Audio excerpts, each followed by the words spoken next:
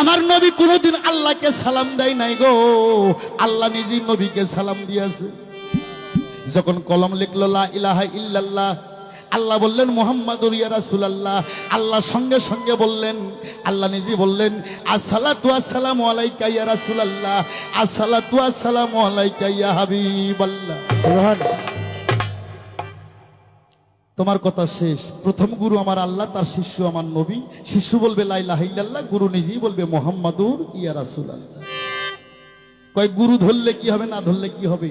তুমি ছাড়া অন্য কোন শিল্পী এই কথা আমার সামনে কইলে এক থাপ্পড় 32 দাঁতের মারি বেয়াদব ওসকি আমার সামনে। হ্যাঁ, যার পীর নাই তার পীর শয়তান। যে ব্যক্তি বায়াত ছাড়া মৃত্যুবরণ করবে তার মৃত্যুটা হবে জাহেলাতে মৃত্যু, তার এই কুলো নাই, এই কুলো নাই। কয় কোরআনের কোথায় আছে গুরু ধরতে হবে, ধরলে কি হবে, না ধরলে কি হবে? কয় কি রে? হ্যাঁ, আমার ভাইরা নাই, আমার বিশ্ব নবী রাহমাতুল্লাহ আলামিন উনি মক্কা বিজয় করলেন 9 তারিখে। কোন মাওলানা থাকলে আমার কথা জিজ্ঞেস করেন, 9 তারিখে মক্কা বিজয় করছে। কেউ কেউ কয় 10 তারিখে, না নো নেবার। উনি 10 তারিখে আরাফাতে পৌঁছেছিলেন, 9 তারিখে উনি মক্কা বিজয় করছে। 9 তারিখে মক্কা বিজয় করে 10 তারিখে আরাফাতে যাই। 6 লক্ষ সাহাবী ছিলেন ওই মজমার মধ্যে। আমার নবী 2টা উট একত্র করে, 2টা উটের 20টা উঠে কয় ওলামা ইকরাম গনিয়ার সাবিগণ, বাবা নে তোমরা গভীর মনোযোগ দিয়ে আমার কথা শোনো। আয়ে আসতে আমার কথা কি শুনতে পারো?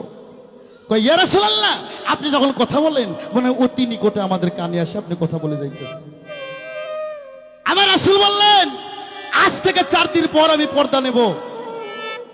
আচ্ছা, তার আগে একটা কথা বলি তো, সাধুগুরু সহ শরীয়তের লোক সহ যে তরিকার লোকই থাক, আচ্ছা বলেন তো আপনারা কি নবী মইরা যাওয়ার পক্ষে না নবী জিন্দার পক্ষে? নবী জিন্দার পক্ষে। সুবহানাল্লাহ বাবা, সুবহানাল্লাহ, আল্লাহ রহমত করুন। এই নবী গুনাহগারের কান্ডারি, উম্মতের কান্ডারি, সাফায়েতের কান্ডারি, উম্মতকে পার করার কান্ডারি। নবী মইরা গেলে তোরা বকে তোর বাপ। এই নবী মরে নাই, হায়াতুল মুরসালিন নবী, নবী আমার হায়াতে জিন্দা। হায়াতুল মুরসালিন নবী, নবী হায়াতে জিন্দা। ঘরে ঘরে নবী আছে, কে বা তাহার উদ্দেশ্য করে। আমার রাসূল বললেন ওলামা ইকরামগণ ইয়ার সাহাবীগণ, আমার রাসূলের 3টা অবস্থা, একটা ভাষারি অবস্থা, একটা মালাইকি অবস্থা, আর একটা হাকিকি অবস্থা। আমার রাসূল বললেন আজ থেকে 4 দিন পর আমি ভাষারি অবস্থা থেকে আমি চর্মচোখের আড়াল থেকে পর্দা নিয়ে যাব। ভাষারি অবস্থা, মালাইকি অবস্থা, আর আমার রাসূলের হাকিকি অবস্থা। এই ভাষারি অবস্থা আমার রাসূল বললেন বাবা আমি আজ থেকে 4 দিন পর আমি পর্দা নিয়ে যাব।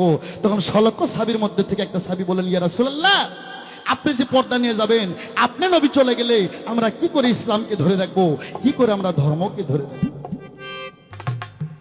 ওরে তখন আমার নবী বলতেছে ওলামা ইকরামগণ ইয়ার সাহাবীগণ, আমি পর্দা নিতেছি ঠিক আছে, কিন্তু আমি পৃথিবীতে 2টা বৃহ বস্তু থুয়ে গেলাম, 2টা বৃহ বস্তু থুয়ে গেলাম। কি?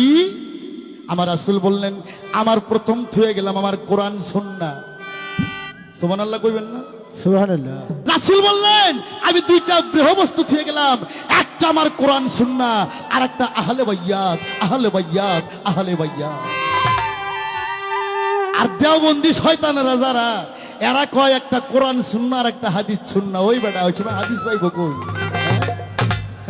নবী পর্দা নেওয়ার 312 বছর, 322 বছর পর হাদিস এবার অনুকরণ করা হয়েছে।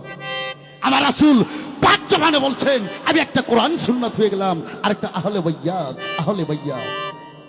তখন এক সাহাবী বললেন ইয়া রাসূলুল্লাহ, আমরা কোরআন বুঝলাম কিন্তু আহলে বাইয়াত তো বুঝলাম না। আমার নবী বললেন আহল মানে আমার পরিবার, আর বাইয়াত মানে আমার বর্জক। তখন এক সাহাবী বললেন ইয়া রাসূলুল্লাহ, আপনার তো পরিবারই নাই।